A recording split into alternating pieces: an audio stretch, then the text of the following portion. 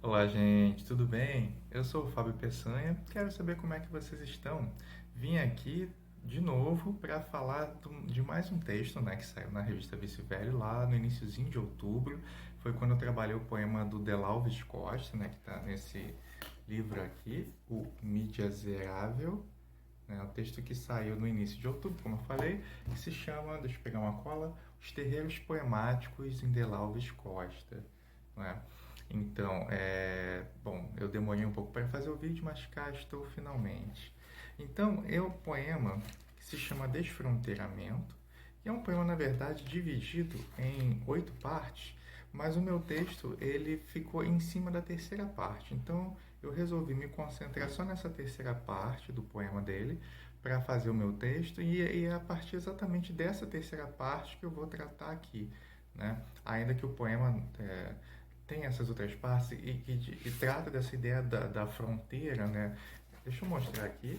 Essa é a primeira parte, né? O desfronteiramento.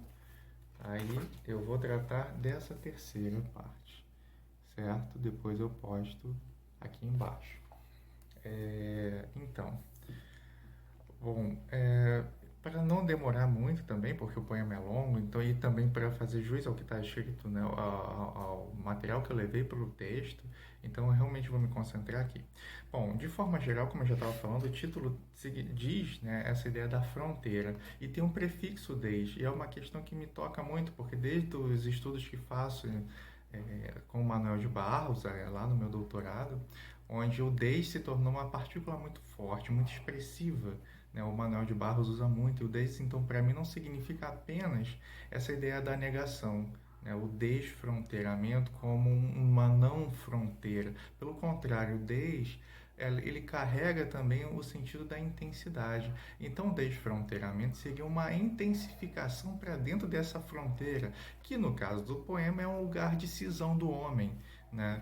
Então, ainda que evidentemente carregue também o sentido da negação, concomitantemente tem a intensificação. Então, a gente fica, inclusive, com esse reforço de uma ideia fronteiriça, inclusive pela ideia do prefixo.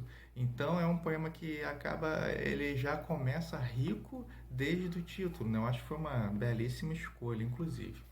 Então, vamos lá, eu vou ler aqui a terceira parte e depois a gente segue com a interpretação.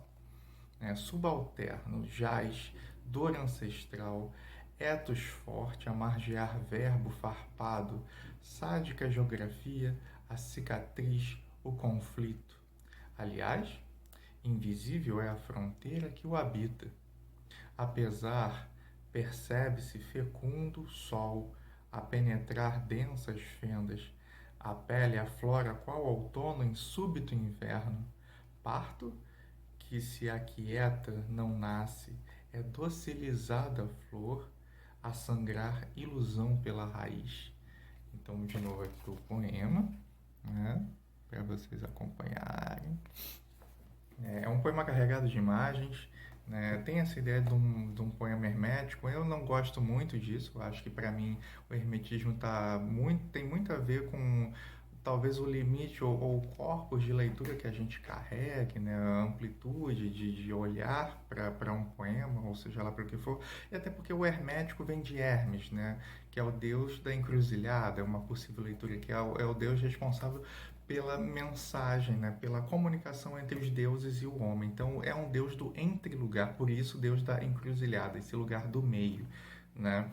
Então, nesse sentido, eu gosto de pensar o hermético, né? Como essa possibilidade, não por algo fechado, mas por algo aberto ao excesso. Talvez por essa excessividade, né? Por uma abertura tão excessiva, acaba que o oposto aconteça, né? Então, são lugares, na verdade, em tensão. Então, voltando aqui, né?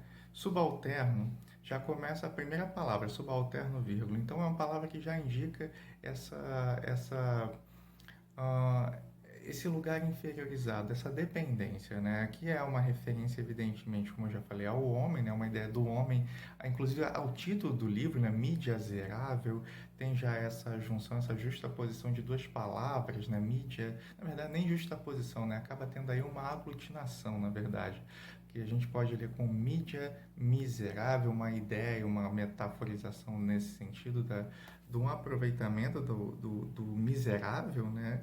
Então a palavra ela entrou, né? Ela foi ambiguizada aqui. Então sempre, né, trazendo esse apelo, né? Esse sentido da mídia zerável, uma possível leitura que eu fiz também no sentido de zerar, né? Esse lugar por, por onde o homem moderno, né, transita e acaba que perde-se de certa forma também, né? Então há esse apelo de certa maneira também, esse apontamento para esse lugar de dor no sentido do incômodo, da angústia, não é? Bem, enfim, então há uma dependência nesse sentido todo, dessas forças que acabam transitando junto desse homem.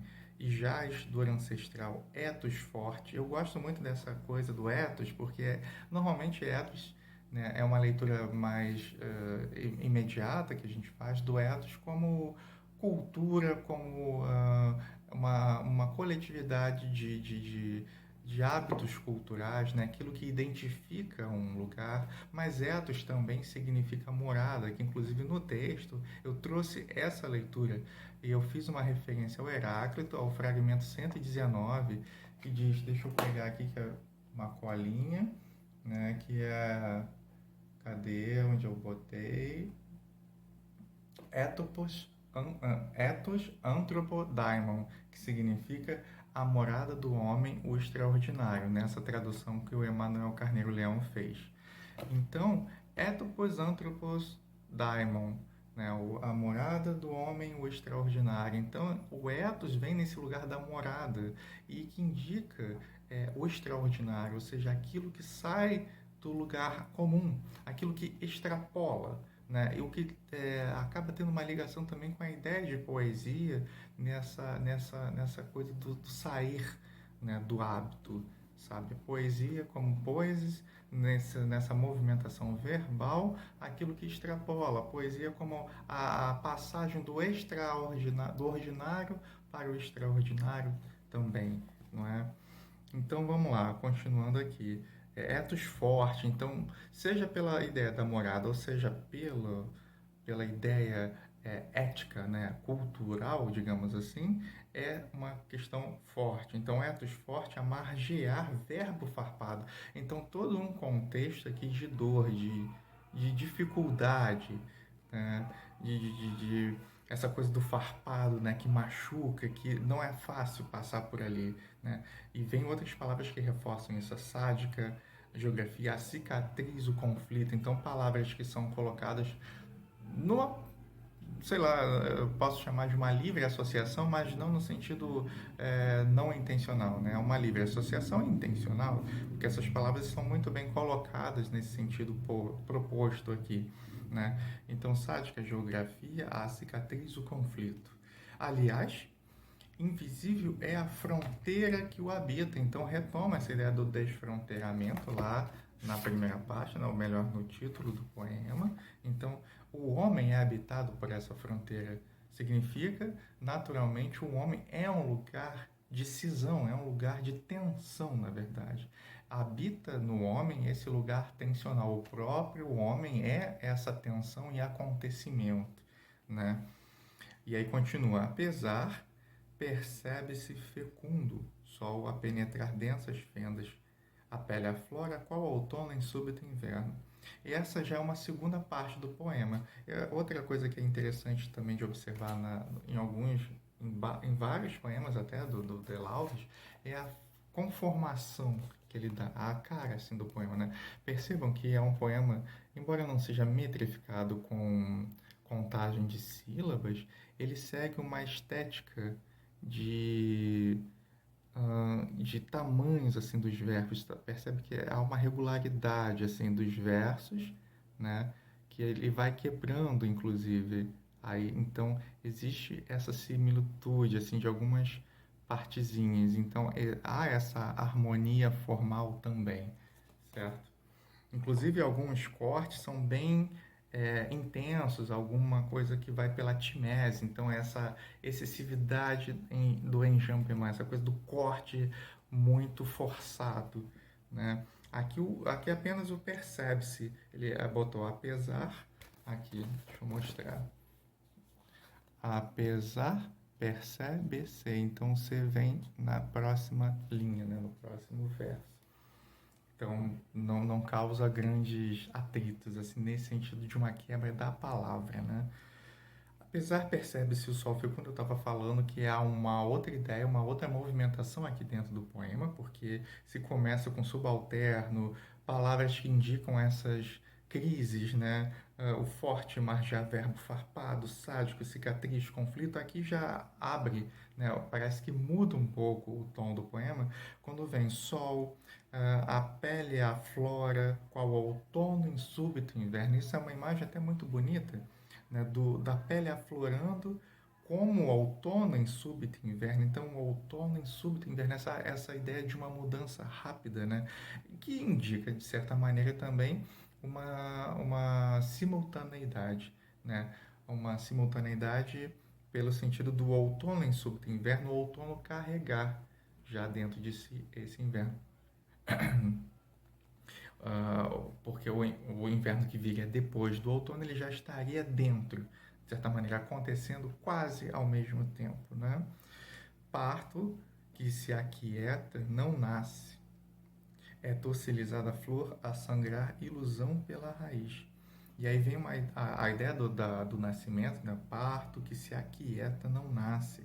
Então, há aqui um calar, né? Aí é evidente, a gente quase inevitavelmente é jogado para aquela ideia de um bebê nascendo que chora, então o parto acaba sendo algo muito barulhento, né? E isso é uma demonstração de vida.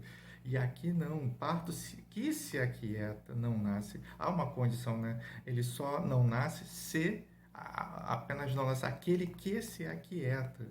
Então, é preciso não se aquietar para nascer, é preciso ter esse vigor, né? Ainda que, como eu disse, o poema traga uma certa mudança no tom, ele ainda mantém esse peso, essa atmosfera um tanto pesada que percorre até grande parte de outros poemas.